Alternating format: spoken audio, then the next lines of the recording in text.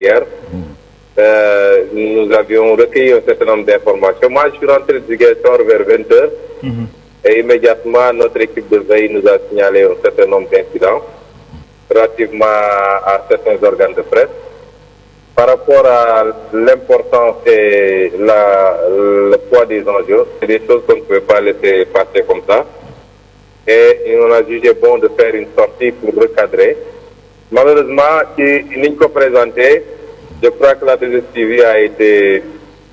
agitée un peu à tort par quelqu'un qui peut-être n'a pas bien suivi. Et j'avais dit, bon, avec Elage, on s'est bien expliqué, je crois qu'on se comprend très bien. Nous maintenons quand même tous nos propos par rapport aux autres organes, mais après vérification, il s'est avéré que la 2STV, comme on l'a toujours connu, est restée assez très professionnelle en la circonstance.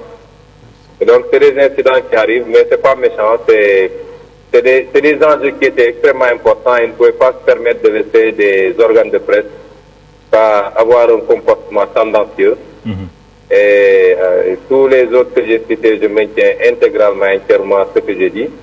Et c'est ce que tous les Sénégalais ont constaté d'ailleurs. Mais je tiens à dire qu'après vérification, on s'est rendu compte que ce n'était pas le cas de la 2S.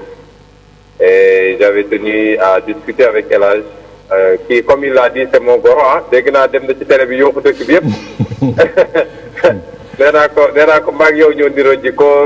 Quand il s'agit de dire les choses, on les dit, mais c'est pas méchant.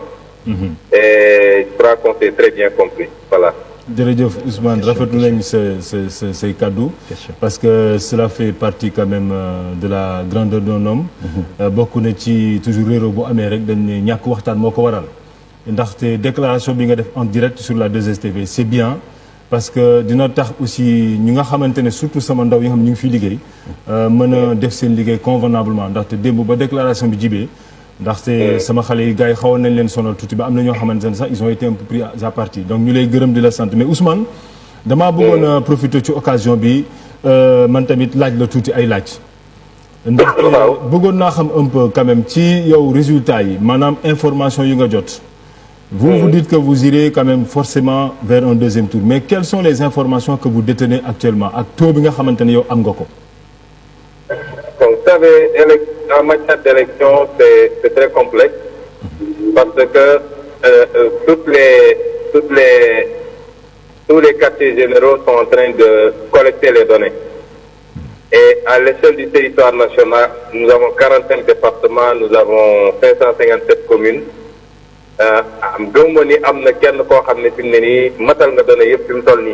Même la commission nationale de recensement, je ne pense pas qu'elle ait terminé de recueillir toutes les données. Donc on ne peut pas, nous sur la base de bureaux témoins. Les bureaux témoins, c'est peut-être quoi? C'est 700 bureaux sur 15 000 bureaux. Nous sur la base de bureaux témoins, j'ai des tendances qui me permettent de déclarer un résultat. Mais nous, en ce qui nous concerne, depuis hier, présentement, je suis au quartier général. Notre équipe Haïti, nous continue l'IGB. Et on a collecté l'essentiel pratiquement des données, aussi bien au Sénégal que dans la diaspora. Et l'Intigisogum, je ne déclare pas de résultat, mais l'Intigisogum, moi, deuxième tour au Sénégal. Et je crois que ces données-là, nous ne sommes pas les seuls à les avoir. Chapelle politique, vous n'êtes que nous recueillir ces données. Si nous recueillir, nous avons des PV. Mais PV, du bureau de vote, tous les représentants signent des candidats et les représentants de l'administration également signent. PV, c'est une remontée dans presque 85-90% des départements avec l'une qui fonctionner. L'union qui se les tendances lourdes, je ne parle pas de bureau témoin. Les mois on s'assumera vers un deuxième tour. Maintenant, c'est pas à nous de proclamer des résultats. Comme nous l'avons fait en matière électorale, au niveau des départements, les commissions de recensement au niveau des départements, nous sommes les seuls habilités de collecter tous les PV, d'établir le rapport, comme la commission nationale de recensement. Commission nationale de recensement mënul changer virgule ci information yu jóge foofu moom da koy centraliser daal di déclarer les résultats provisoires su ko déclarer nag am na un temps contentieux bu temps contentieux bu passé conseil constitutionnel am na sañ-sañu déclarer les résultats définitifs kon bi mu toll nii lu dul lu jógee ci organes yooyu amul benn information boo xam ne lu ñu mën a sukkandiku la pour wax ni dina am kuy jàll premier tour wala dinañ dem deuxième tour kenn ku nekk li ngay liggéey mooy données yi nga yor ak njort bi nga ci am mais à part ça ñun ñëpp dañuy toog di déglu ba commission nationale de recensement jot tous les PV yu jógee tous les rapports yu jógee ci département yi ak PV yi bu boobaa dinañu wax mbir mi naka la tëre ñun foofu la ñu mën a yem pour le moment. waaw Ousmane. man dama la bëggoon a poser benn question à propos même de la diaspora. parce que gis nañ ne vous avez fait une forte percée au niveau surtout de la diaspora européenne et au niveau des États-Unis mais là où peut-être où vous avez un peu pêché c'est au niveau de la diaspora africaine et dama seetlu ne bi ngay def tournée boole woo ci diaspora africaine bi est-ce que du loolu moo waral yenn résultats yi nga xam ne moom nga am ci yenn dëkk yu mel ni ay Congo ay Zambie ay Niger ak Mali gi nga xam ne aussi jigéen nañu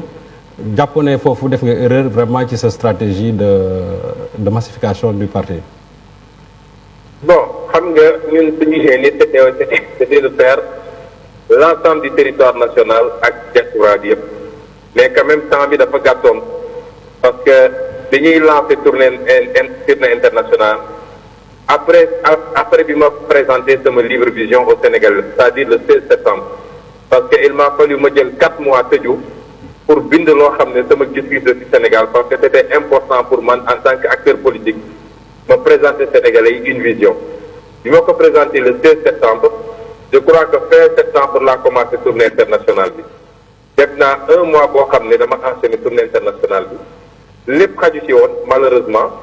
mais def nañ ci le maximum ci lu ñu def parce que li taxoon ñu privilégié loolu mooy bi ñu dooree politique ak léegi dafa am loo xam ne diaspora bi rawatina diaspora Europe ak Amérique bi ñoom dañ ñu ko wante boobu man mosuma faa teg tànk su ngeen fàttali ko élection législative pratiquement dans toute la diaspora nous étions entre les trois ou quatre premiers ba pare mu am sax boo xam ne dañ fa gagné woon largement fu mel ni Canada donc dañ ma wonoon ñoom rien que sur la base de li ñu doon gis ci ñun ci télé yi ci rajo ak ci réseaux sociaux yi une adhésion massive ba pare mu jaral leen ñuy dajale seen xaalis di ñu soutenir financièrement parce que xamoon nañ ni ñun amuñu doole donc ne serait-ce que pour ça il fallait ma def tournée boobu delloo leen jukkal mais surtout consolider base boobu ba nga xam ne dinañ ko dëgëral te tey résultat yi feeñ na parce que à part Canada gagné wuñu woon yeneen diaspora yi mais on était bien placé mais tey à l'issue de cette tournée gis nga ni pratiquement diaspora bi yëpp gagné nañ ko France on est arrivé deuxième mais li ci des yëpp pratiquement société ak Italie mais li ci des yëpp en tout cas diaspora occidentale bi on est arrivé quasiment premier bi ñu dellu see nag mu tombeek ñuy annoncer résultat parrainage bi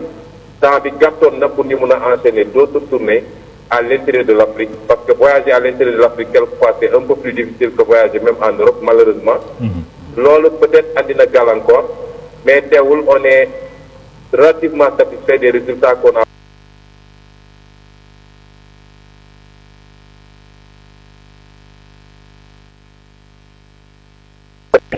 kenn xamula woon politiquement du woon da nga nekkoon ci politique ba ñu xam la nga nekk ci parti bu mag wala nga nekkoon ci appareil wala nga nekk amoon ay responsabilités d'État non ñun bi ñuy démarrer politique on a démarré à partir du néant politique donc su nekk ci juróomi at yàlla may nañu ci lii dañuy sant yàlla et puis le travail continue on va continuer à sillonner et le Sénégal parce que fii Sénégal rek am na zone yu bëri yoo xam ne te wuñ fa sànq am na zone yoo xam ne ci campagne électorale bi lañ fa doog a dem te pourtant on s'est classé deuxième ou troisième avec des scores appréciables donc loolu dañ koy continuer dañ koy woyale parce que le travail politique c'est un travail de longue haleine nit ñi dañuy def ay 20 ans 25 ans pour construire un appareil complet donc ñun ci juróomi at suñ ci amee lii avec l'engagement massif des jeunes particulièrement nga xam ne xaaruñu ñu laaju ñu xaalis mais ñoom ñooy substitué wu à nous jël seen xaalis cotiser ko dem defar seen i t-shirt installer seen i cellule installer seen i section kon loolu su ko am ça veut dire que c'est un potentiel assez important mais on va continuer à travailler pour gën koo yaatal parce que notre objectif à terme c'est d'être la première formation politique au Sénégal soo xoolee élection présidentielle bi ni mu déroulé boo ci génnee parti yu mag yoo xam ne jotuñoo participer lu mel ni PDS mais soo seetee élection bi ni mu déroulé ñun ñoo ci bokkoon nañ ci gënoon néew coalition pour ne pas dire presque amuñu coalition mais résultat bi ñu am li mu firndeel rek mooy dans la recomposition politique bi nga xam ne ñëpp gis na ni ngi am. Il faudra compter avec ce qu'on est en train de faire et Inch'Allah, on va continuer à travailler et à consolider ça. Voilà, Sonko ñaari question laa amoon pour laaj la ko. Babacar Dione. benn bi chiffre yi nga xam ne am nga ko yow Idrissa Seck yaakaar nga ni yow yaa jiitu Idrissa Seck wala bokk da ngay nekk ci ginnaawam. beneen bi lu mu ne ko ma ci tontu. bon beneen bi non bu fekkee am nga chiffre ba xalaat ni deuxième tour dina am donc war nga mën a xam ndax yow Idrissa Seck kan moo jiitu kan mooy dem deuxième tour ak Macky Sall. non c'est-à-dire fi ñu toll nii. balaa ngay poser beneen question bi. ñun li ñu waxtaan suñu biir ñun opposition. du ñu dugg ci la guerre des chiffres parce que boobaa dañuy def ni gars yi di def. ñun li ñu wax mooy les chiffres de l'opposition cumulés moo ëpp les chiffres de Macky Sall ba tax ñu ne deuxième tour mënul ñàkk ñun loolu moom constat la après nag ci biir opposition bi kenn ku ne li mu am loolu duggaguñ ci parce que suñ ci duggee day mel ni dañuy ubbi plusieurs fronts parce que man su ma leen joxee chiffre Idrissa génn joxe chiffre keneen joxe chiffre mbir mi day gën a jaxasoo mu nekk benn foire boo xam ne dañ ko mën a gérer mais loolu defe naa ci kanam tuuti fii ak suba wala gannaaw suba commission nationale de recensement dina joxe ay chiffres ñëpp dinañ xam lan mooy li kenn ku nekk am say chiffres. dëgg la beneen question bi ma la bëggoon laaj moom mooy boo xoolee vote yi nga am yëpp c'est dans le sud du pays en Casamance te xam nga boo xoolee Macky Sall ñu ngi ko doon reprocher benn affaire benn penchant ethnique boo xam ne yéen sax je crois ci seen meeting yi doon ngeen ko wax que ni dafa am benn région en tout cas wu benn xeet boo xam ne dañ ko privilégié woon ci nguuru Macky est-ce que yow yaakaaroon ni avec ce vote là du sud bi nga xam ni moo la jox presque Bignona ak Casamance ragaloon ni loolu bu fekkee nekk nga président de la République loolu inquiétude boobu aussi daal di continuer di am. non dafa am ñaar ba ñett man mosuma dugg ci ay débat ethnique parce que li may wax nit ñi rek man sama maam bu jigéen bu jur sama yaay bu lay sow la tudd dëkk Ndiayène Pendaaw Alpulaar la sama yaay di séeréer dëkk Xombol sama baay di waa Casamance donc man foo jam rek jam nga ma man du ma dugg ci débat yooyu. ñaareel bi mooy man dama am satisfaction ci waa Fouta niñ ma accueillir te jàpp naa ni Fouta sax bu defoon ci daanoo li néew li fa opposition bi di am man maa ciy doon deuxième dem naa Fouta j'ai été accueilli d'une manière extraordinaire parce que samay mbokk laa fa fekk man Sénégal fu ma taxaw rek samay mbokk la ñaareel bi mooy nit ñi dañuy wax Casamance mais xamuñu la configuration de la Casamance est la zone la plus cosmopolite du Sénégal Casamance di nga fa fekk ay wolof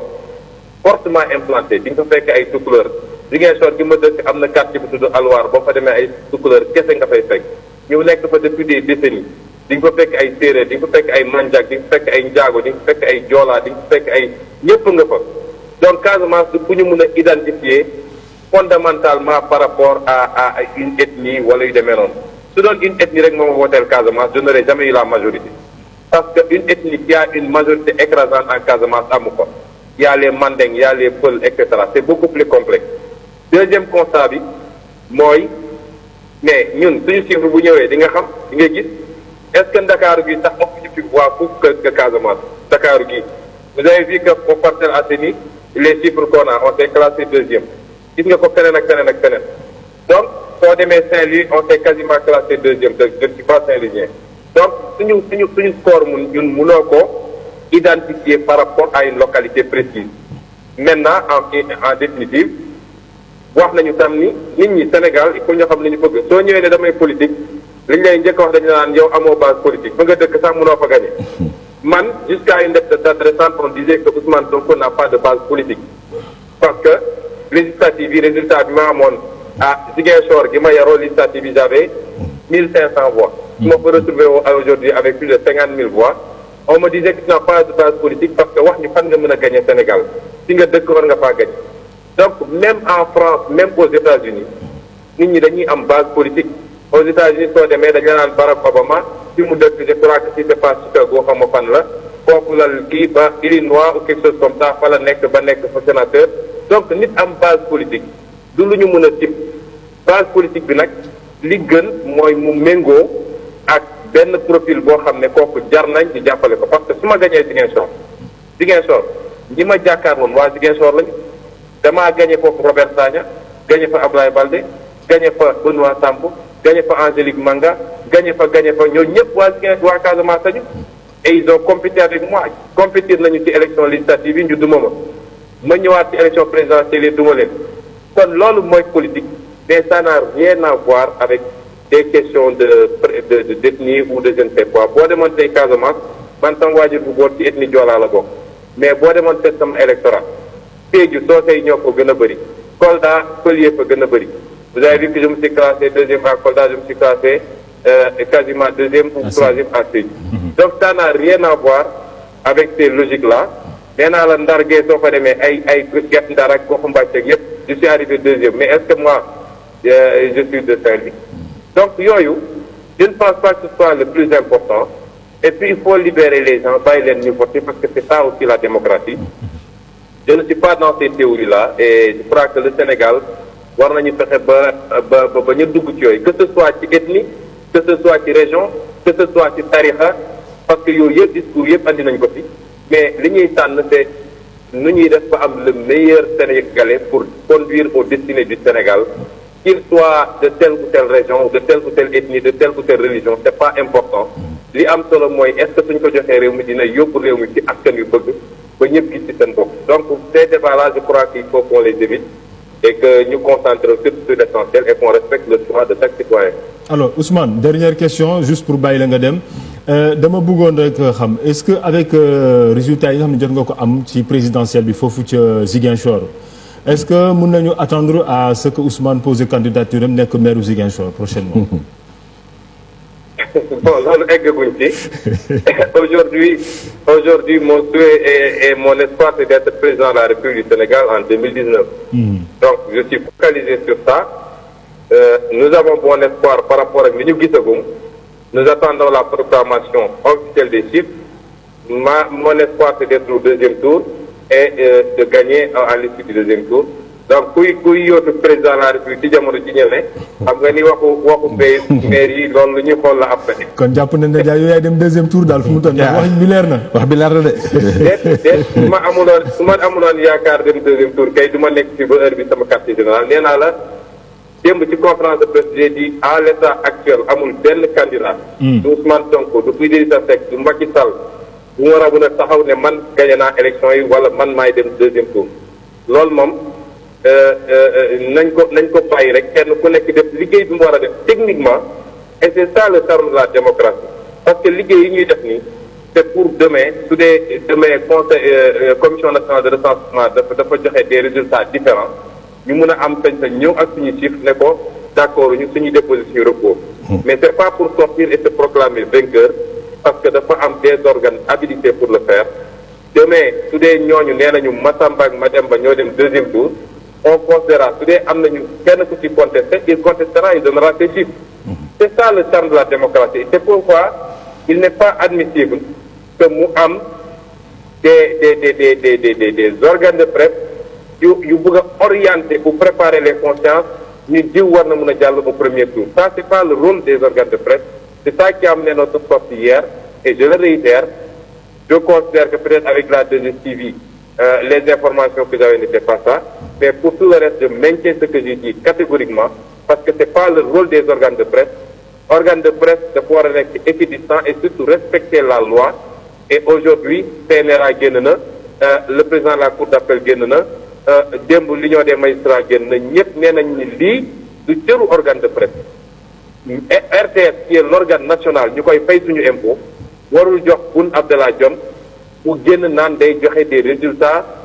unilatéralement ba di déclarer un vainqueur c'est une faute grave et c'est une violation flagrante du code électoral et ça su amee man dama di koo xam ne gannaaw yàlla amul lu fees sama bët su ma waree wax dinaa wax li may wax dinaa ko wax c'est pas parce que Massamba la wala Mademba wala c'est un organe de presse et qu'ils ont les moyens après de taper sur toi non loolu man su ma jàppee ni lii di loon dama koy wax et puis foofu laa ci pare j'ai tourné la page de continue les Sénégalais qui nous regardent ñoom ils peuvent juger et apprécier li may wax est-ce que lu am la wala lu amul la et li may daanelee mooy foofu nag baax na ci laax bu tàng parce que gis nga démb suñu génnuloon avant minuit liñ doon def dinañ ko def man loolu laa gëm kon maa ngi réitéré li ma wax par rapport ak directeur PDG seen groupe bi di El Hadj Ndiaye comme ni nga ko waxee sama goro la sama xarit la sama voisin la amuñu benn problème yàgg nañu liggéey en bonne entente je crois que 2STV moom laa ëpp lu ma mës a def émission depuis que j'ai commencé en politique ba léegi. ça je le dis haut et fort.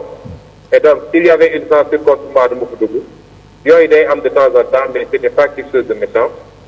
et vraiment ñu ngi rafetlu seen liggéey di leen gërëm di leen sant. ñun tamit Ousmane ñu ngi lay gërëm di la sant bu baax ci kàddu yi nga xam ne yëkkati nga ko. di ko rafetlu nag par ma voix aussi groupe 2STV yëpp groupe Origine SA sax laay wax.